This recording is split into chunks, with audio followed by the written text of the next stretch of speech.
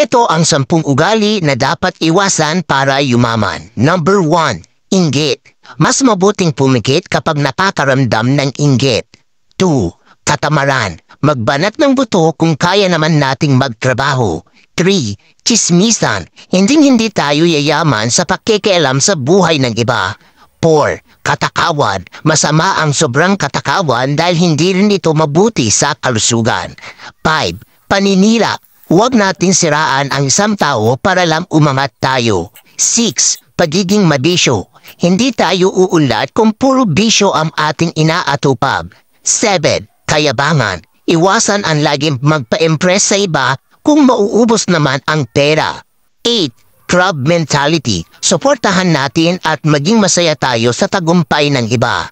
9, panlalamang. Huwag tayong manlalamang at mang-aagrabyado ng ibang tao.